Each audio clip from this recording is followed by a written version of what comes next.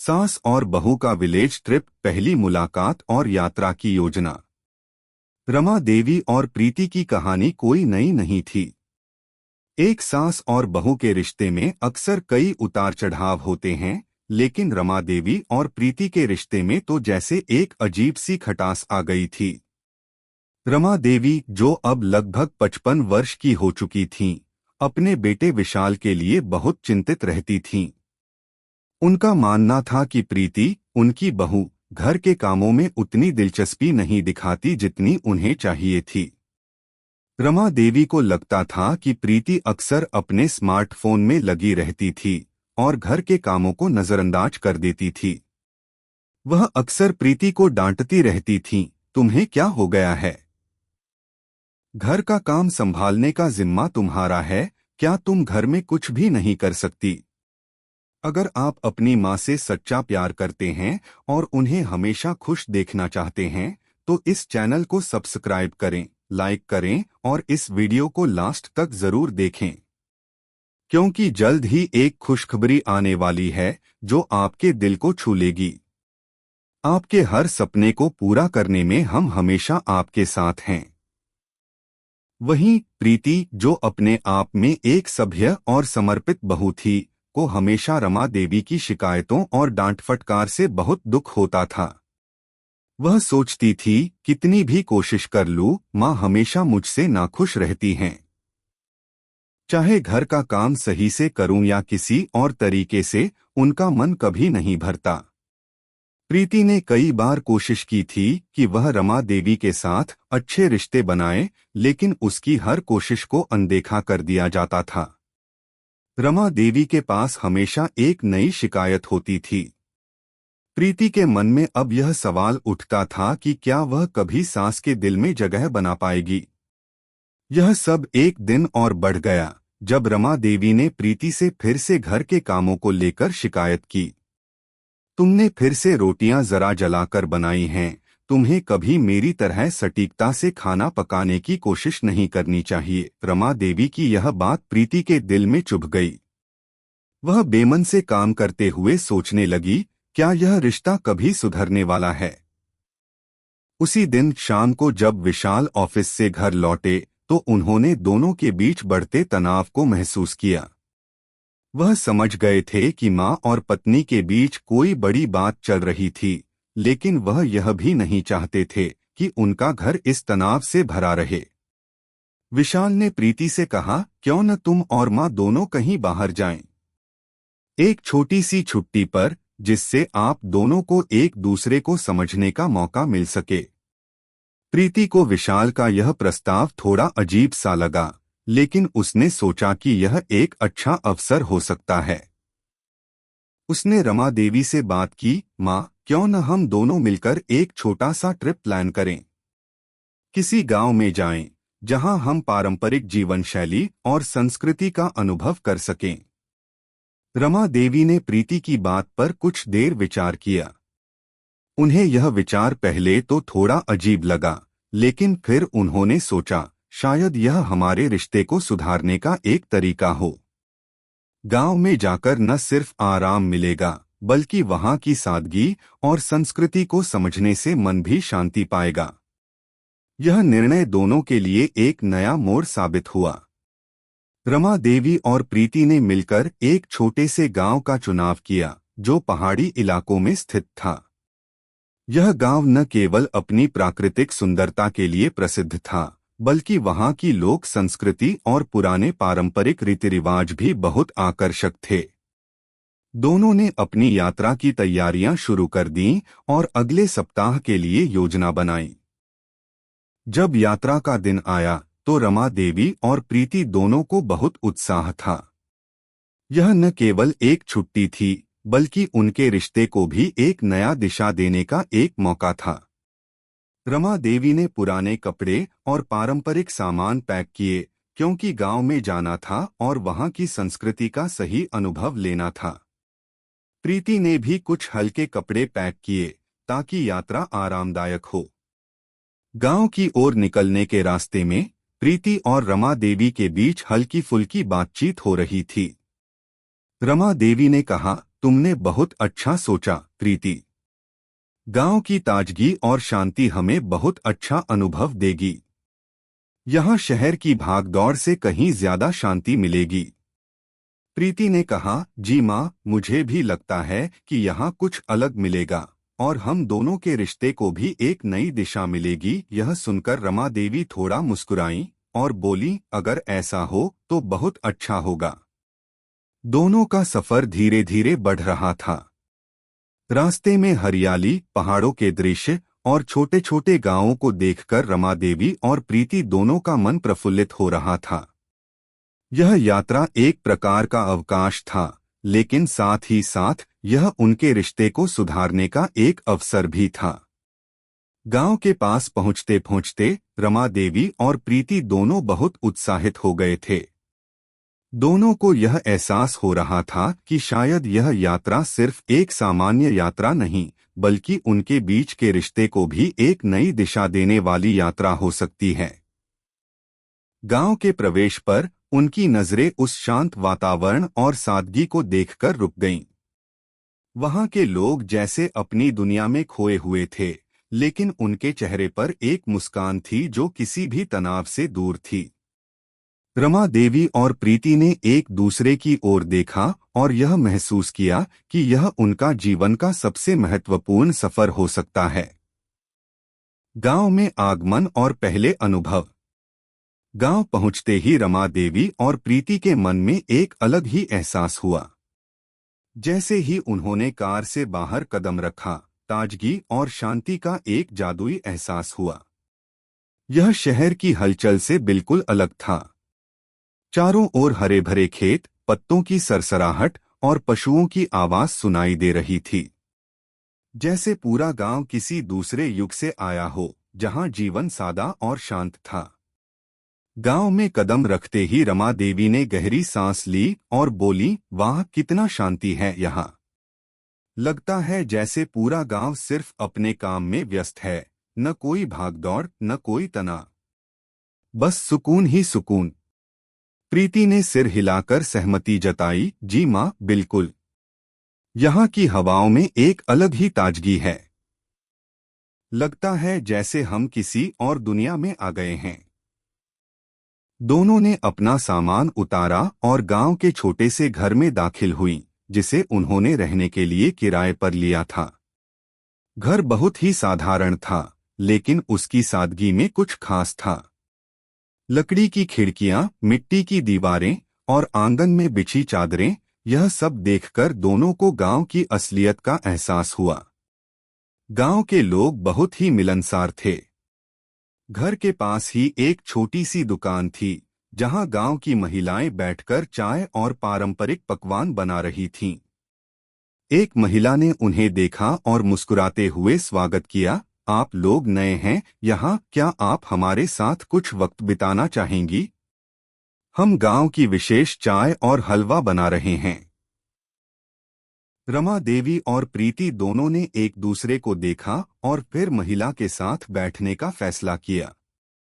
दोनों ने गांव की चाय का स्वाद लिया, जो एकदम अलग थी। कहीं न कहीं उसे बनाने का तरीका ही खास था। रमा देवी ने चाय की तारीफ की, वाह, यह चाय तो बहुत स्वादिष्ट है। तुम्हारे यहाँ के लोग सचमुच दिल से काम करते हैं। महिला ने हंसते हुए कहा, हमारे गांव में तो हर चीज दिल से बनाई जाती है जी। यहाँ किसी चीज की कमी नहीं है, बस थोड़ी मेहनत और प्यार चाहिए।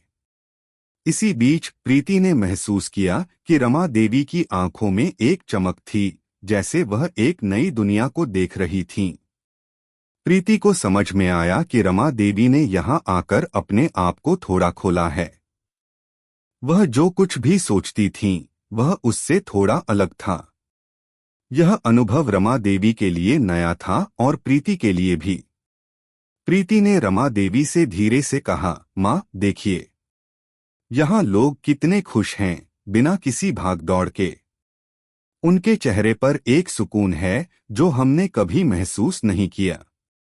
रमा देवी ने प्रीति की बात को सुना और धीरे से कहा, हाँ, शायद हम भी इस दुनिया में इतने उलझ गए हैं कि कभी खुद के लिए समय नहीं निकाल पाते।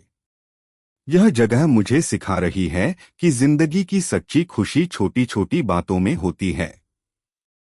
इसके बाद रमा देवी और प्रीति गांव के विभिन्न हिस्सों को देखने के लिए निकली। पहले उन्होंने गांव के खेतों में काम कर रहे किसानों को देखा। कुछ लोग हल चला रहे थे, कुछ लोग खेतों में बीज बो रहे थे और कुछ महिलाएं जल लाने के लिए कुएं की ओर जा रही थीं। यह सब कुछ बहुत साधारण था, लेकिन एक अलग ही तरह का संतोष वहां के लोगों के चेहरे पर था। प्रीति ने रमा देवी से कहा, माँ, यहाँ की जिंदगी में एक खास बात है। लोग सच्चे और मेहनती होते हैं। देखिए, इन्हें ना किसी चीज की जल्दी है, ना किसी से कोई शिकायत। ये लोग तो जैसे बस अपनी दुनिया में खोए रहते हैं। रमा देवी ने सिर हिलाया और बोली, हाँ, मुझे भी यह महसूस हो रहा है। यहाँ की जीवन शैली में इतनी शांति है जो हमने कभी महसूस नहीं की।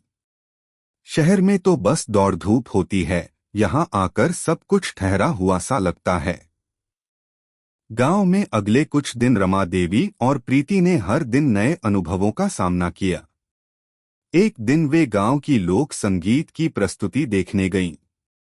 गांव के कुछ लोग एक जगह इकट्ठा हो गए थे और लोक गीत गा रहे थे। उनके गीतों में उस समय की सांस्कृतिक धारा की गहरी छाप थी। रमा देवी ने गीतों की मधुरता का अनुभव किया और प्रीति से कहा, देखो, इन लोक गीतों में कितनी सरलता और गहराई है। ये गीत सिर्फ मनोरंजन नहीं, बल्कि लोगों की भावनाओं को व्यक्त करते हैं।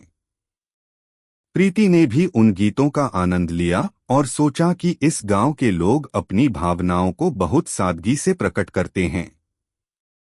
रमा देवी और प्रीति ने उस दिन बहुत समय लोक संगीत सुनने में बिताया। यह उनके लिए एक नई और अद्भुत अनुभव था। एक और दिन गांव के एक छोटे से मंदिर में दर्शन करने के बाद रमा देवी ने प्रीति से कहा, प्रीति, इस जगह ने मेरे अंदर एक अजीब सा बदलाव लाया है। मुझे अब महसूस हो रहा है कि मेरे रिश्ते में भी कुछ कमी थी जो अब दूर हो रही है।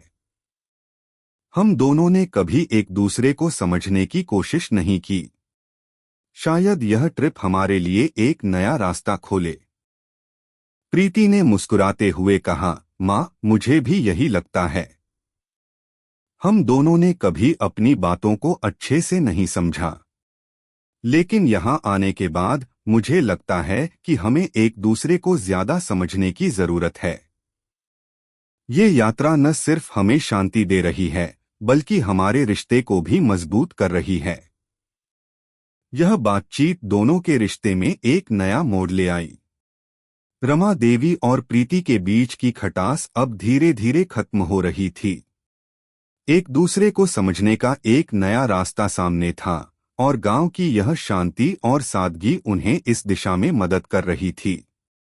साथ में काम और समझ का नया पहलू। गांव में बिताए गए कुछ दिन रमा देवी और प्रीति दोनों के लिए किसी नए अनुभव से कम नहीं थे। जहां पहले एक दूसरे से समझ की कमी और विवाद थे, वहीं अब वे धीरे धीरे एक दूसरे को समझने लगे थे। यह गांव की सादगी, यहाँ की शांति और मेहनत ने उनके रिश्ते में एक नई परत जोड़ दी थी। वे अब ज्यादा खुलकर बात करती थीं और एक दूसरे की बातों पर ध्यान देने लगी थीं। इस बीच गांव के एक और महत्वपूर्ण पहलू को महसूस करने का मौका मिला। यहाँ के लोग अपनी मेहनत और एक दूसरे के साथ सहयोग से जीवन जीते थे। एक दिन रमा देवी ने प्रीति से कहा, प्रीति, तुम्हें लगता है कि हम भी यहाँ के लोगों की तरह काम कर सकेंगे? इस यात्रा ने मुझे यह सिखाया है कि सच्चा संतोष मेहनत में है। हमें भी कुछ काम करना चाहिए ताकि इस जगह को और अच्छी तरह से समझ सकें। प्रीति ने सिर हिलाया, माँ, बिल्कुल। मुझे भी लगता है कि हमें यहाँ के जीवन से और सीखना चाहिए। हम भी खेतों में काम कर सकते हैं। यह अनुभव हमारे लिए कुछ अलग होगा। दोनों ने तय किया कि वे अगले दिन गांव के खेतों में काम करने जाएं। गांव के कुछ किसान रोज खेतों में काम करते थे और उनसे मदद लेकर वे भी यह अनुभव करना चाहती थीं। सुबह सुबह दोनों ने हल्के फुल्के कपड़े पहने और खेतों की ओर निकल पड़े। रमा देवी और प्रीति दोनों को यह एहसास था कि यह काम कुछ कठिन होगा, लेकिन यह उनकी यात्रा का एक महत्वपूर्ण हिस्सा था। जब वे खेतों में पहुंचे तो किसानों ने उन्हें देखकर बड़े ही सादगी से स्वागत किया। एक बुजुर्ग किसान ने रमा देवी से कहा, हमारे यहाँ महिलाएं भी खेतों में मदद करती हैं। क्या आप दोनों भी कुछ काम करना चाहेंगी?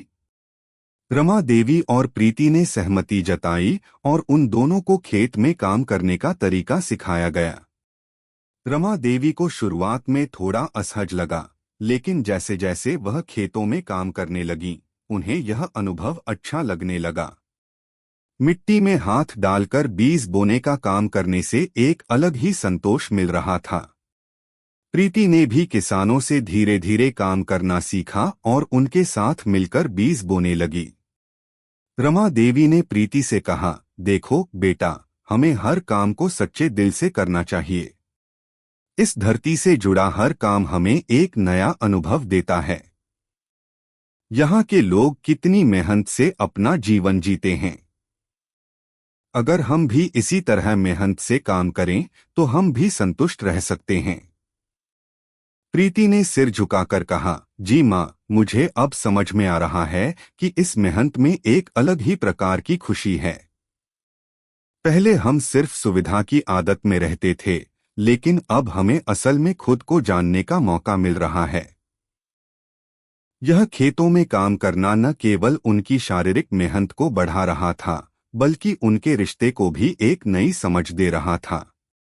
पहले रमा देवी हमेशा प्रीति पर शिकायतें करती थीं, लेकिन अब वह प्रीति को एक सहयोगी की तरह देख रही थीं।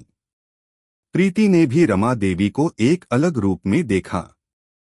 वह समझने लगी थी कि उनकी मां ने हमेशा परिवार के लिए बहुत काम किया था और अब वह स्वयं भी यह काम करने का अनुभव कर रही थी। कुछ समय बाद रमा देवी और प्रीति ने सोचा कि अब उन्हें गांव के एक और महत्वपूर्ण पहलू का अनुभव करना चाहिए, यहाँ के पारंपरिक पकवान। गांव की एक महिला ने उन्हें बताया कि वह हर साल अपनी बहन को पारंपरिक हलवा और चटनी बनाने की प्रक्रिया सिखाती है और इस बार वह उन्हें भी सिखाने के लिए तैयार है। रमा देवी और प्रीति ने उसका आमंत्रण स्वीकार किया और उसके घर पहुंच गईं। महिला ने उन्हें हलवा बनाने की विधि बताई, जो पूरे गांव में प्रसिद्ध थी। रमा देवी और प्रीति ने मिलकर उसकी मदद से हलवा बनाया।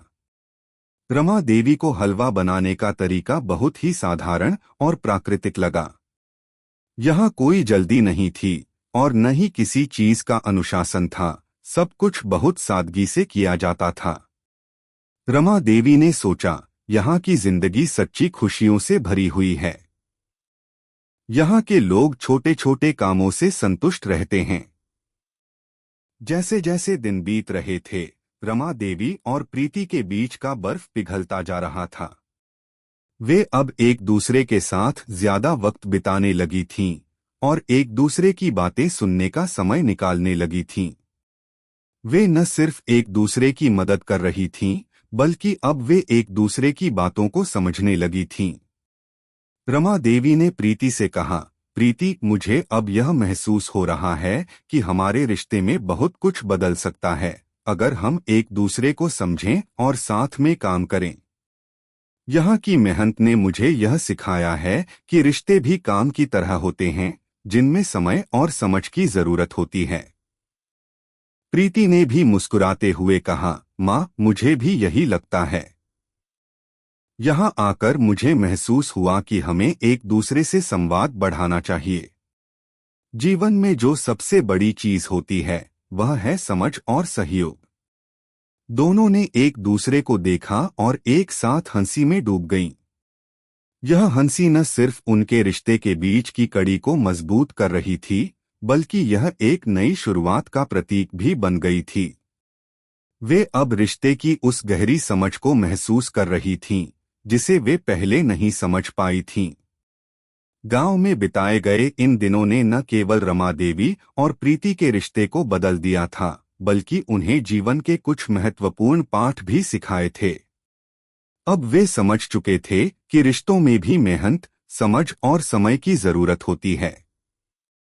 अगर वे एक दूसरे को पूरी तरह से समझने की कोशिश करें और मिलकर काम करें, तो हर संबंध और भी मजबूत बन सकता है।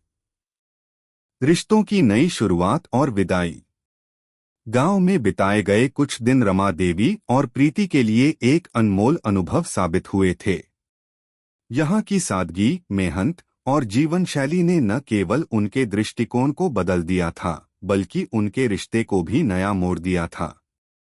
पहले जहां दोनों के बीच खटास और दूरी थी, अब वहां एक गहरी समझ और आपसी सहयोग की भावना उत्पन्न हो चुकी थी। यह यात्रा उनके लिए रिश्तों में विश्वास और सम्मान की ओर एक कदम बढ़ाने का अवसर बन गई थी। अब यात्रा के आखिरी दिन रमा देवी और प्रीति दोनों ही यह महसूस कर रही थीं कि यहाँ से लौटने का वक्त आ चुका था, लेकिन यह अनुभव हमेशा के लिए उनके दिलों में रहेगा। वे दोनों गांव के बगीचे में बैठी हुई थीं और अपने अनुभवों पर विचार कर रही थीं। आसपास के रंग-बिरंगे फूल, गांव के शांत वातावरण और हल्की सी ठंडी हवा ने वातावरण को और भी सुकून भरा बना दिया था। रमा देवी ने प्रीति की ओर देखा और कहा, प्रीति, ये जो कुछ दिन हमने यहाँ बिताए हैं, मुझे लगता है कि इनसे हम दोनों का जीवन बदलने वाला है।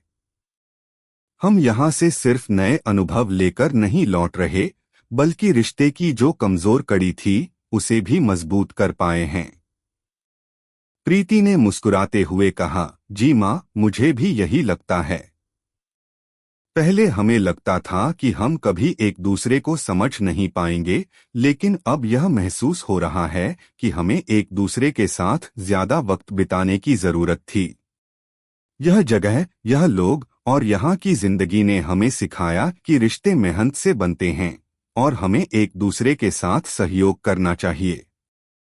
रमा देवी ने आह भरते हुए कहा, पहले मुझे लगता था कि तुम ठीक से घर के काम नहीं करती हो, लेकिन अब मुझे समझ में आ रहा है कि तुम अपनी तरह से कोशिश कर रही हो। तुम्हारा भी काम अहम है और मैं अब इसे महसूस कर पा रही हूँ।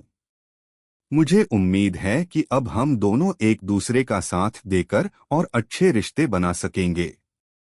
प्रीति की आंखों में हल्की सी नमी आ गई। उसने अपनी माँ के कंधे पर हाथ रखते हुए कहा, माँ, मुझे भी लगता है कि हम दोनों को एक दूसरे को समझने का ज्यादा समय मिलना चाहिए था। मुझे खेद है कि मैंने कभी आपकी बातें ठीक से नहीं सुनी। अब मैं यह समझती हूँ कि रिश्तों में प्यार के साथ साथ समझ और धैर्य भी चाहिए होता है। यह बातचीत उनके रिश्ते की ताकत को और भी मजबूत कर रही थी। रमा देवी और प्रीति अब एक दूसरे को अपने परिवार का महत्वपूर्ण हिस्सा मानने लगी थीं, और उन्हें यह एहसास हुआ कि एक दूसरे से प्यार और समझ रखने से ही रिश्ते मजबूत होते हैं। गांव के लोग भी उन्हें देखकर खुश थे। महिला जिन्होंने उन्हें हलवा और चाय बनाना सिखाया था, उसने रमा देवी से कहा, आप दोनों को देखकर हमें बहुत अच्छा लगता है। आप दोनों ने एक दूसरे के साथ मिलकर काम किया और यह देखकर हमें लगता है कि रिश्तों में सहयोग और समझ से सब कुछ सुधर सकता है। रमा देवी ने मुस्कुराते हुए कहा, हमने यह यहाँ से सीखा है। आपकी मदद से ही हम दोनों का रिश्ता और भी मजबूत हुआ है। गांव के एक छोटे से मंदिर में दर्शन के बाद रमा देवी और प्रीति ने वहां के प्रमुख से आशीर्वाद लिया। वे अब पूरी तरह से तैयार थे इस यात्रा को खत्म करने के लिए, लेकिन उनकी जिंदगी में यह अनुभव हमेशा के लिए रहेगा। रमा देवी और प्रीति के बीच के रिश्ते का एक नया अध्याय शुरू हो चुका था। अब वे एक दूसरे के साथ सच्चे मित्र की तरह व्यवहार करने लगी थीं। शाम को गांव से निकलते वक्त रमा देवी और प्रीति दोनों ने पीछे मुड़कर उस शांत वातावरण को देखा। उन्हें ऐसा लगा कि इस यात्रा ने उनकी जिंदगी का सबसे महत्वपूर्ण पाठ सिखाया है। रमा देवी ने कहा, प्रीति, अब मुझे लगता है कि हम दोनों को मिलकर घर भी चलाना चाहिए। तुम और मैं साथ मिलकर सारे काम कर सकते हैं और हमारे रिश्ते में भी और मजबूती आएगी। प्रीति ने उनकी बातों का जवाब दिया, जी माँ, मुझे भी यही लगता है। हम दोनों को साथ मिलकर आगे बढ़ना चाहिए। इस यात्रा ने हमें सिखाया कि रिश्ते में प्यार, समझ और सहयोग सबसे जरूरी है। रमा देवी और प्रीति कार में बैठते हुए अपने घर की ओर लौटने लगे। अब उनका दिल हल्का था और मन में एक शांति थी। वे जानते थे कि अब उनके रिश्ते में वही पुरानी खटास नहीं रहेगी। यह यात्रा उन्हें और करीब लाने वाली थी और उनका घर एक नया, खुशहाल स्थान बन चुका था। जब वे घर पहुंचे तो विशाल ने उन्हें देखा और मुस्कुराते हुए पूछा, कैसी रही यात्रा, माँ? कैसी रही प्रीति के साथ वक्त बिताना? रमा देवी और प्रीति दोनों ने एक दूसरे की ओर देखा और फिर एक साथ कहा, बहुत अच्छा। अब हम एक दूसरे को बेहतर समझते हैं। हमारी यात्रा न सिर्फ हमें नए अनुभवों से भरपूर थी, बल्कि हमारे रिश्ते को भी एक नई दिशा मिली है।